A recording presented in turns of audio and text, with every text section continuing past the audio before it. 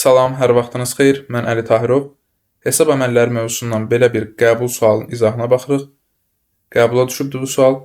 Deməli, biz adətən görmüşük ki, bəzən dimin suallarında hesab əməlləri mövzusundan olsun və yaxud da bəzi başqa mövzulardan olsun, elə suallar olur ki, o sual bizim çox vaxtımızı aparır.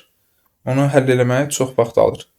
Bəzən isə sual özü çətin görünə bilir, iri görünə bilir, amma ki, orada bir asan yol olur. Yəni soruşulan şeyin özünü tapmaq o qədər də çətin olmur.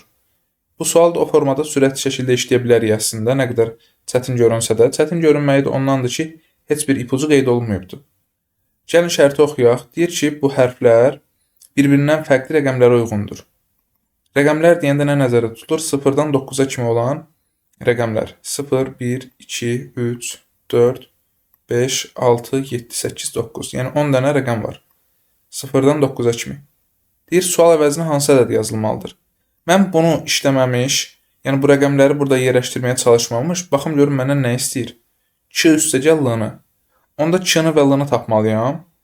Yox, görürəm ki, 2 ilə l elə burada var da, 2 üstəgəl l 6-6-dır və cəmi bizə b veribdir. Bəlkə də 2 ilə l-nın cəmi 10 neçə olubdur. Onda qabağa bir dənə 10-luq pay gedib, bura b düşübdür. Bunu təbii ki, müəyyənləşdirəcəyik. Suala göz gəzdirirəm, görüm burada asan hissə nə ola bilər, ipucu nə ola bilər. Baxıram. Məsələn, burada 2 dənə eyni hərfi cəmləyiblər, ə olubdur. Deyirəm ki, hə, ə hərfi ola bilər, cüt ədəd olsun. Bəlkə bir ehtimal. Bəlkə üstünə 10-luq gəlsə cüt olmaya da bilər, ola da bilər. Sonra yenə baxıram, buralarda fərqli hərflərdir, bir şey görmürəm. Burada görürəm ki, b üstəgəl ə, yenə ə eləyir. Necə ola bilər ki, ədədin özün gəlində təzədən ə versin. Yəni təzədən yenə həmin ədədin özün versin.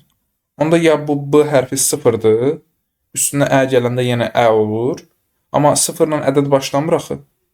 Və həm də ki 0-la ədəd başlamırsa, onda nə ola bilər o?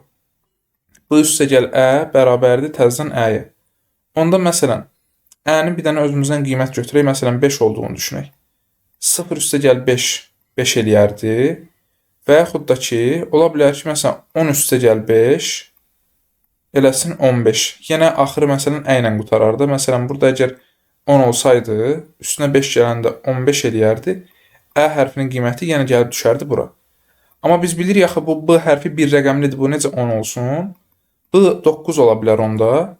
B 9 olsa, i ilə h-nın cəmindən buradan bir 10-luq gələr bura 1. Toplayanda 10 olar. Onun da üstünə bu ə hərfi neçədirsə gələrlər, təzədən yenə ə hərfi düşər ora. Beləcə, onda biz başa düşdük ki, b hərfinin qiyməti 9-dur. Ə-nin qiymətini bilməsək də, b-nin 9 olduğunu tapdıq, gəldik yazdıq bura. 2 üstəgəl l 19 ola bilərmi? Bəs 9 yazdım, b 9-dur. 19 ola bilərmi? Yox, 2 dənə bir rəqəmlinin cəmi, məsələn 9 və 8 götürürəm, gəlir 17 edir, yenə 19-a çata bilmir. Deməli 100% əmin oldum ki, heç variantda da 19 yoxdur. 2 üstəgəl l-nın cəmi, yəni sualın cavabı oldu 9. E variantı burada oldu düzgün cavab.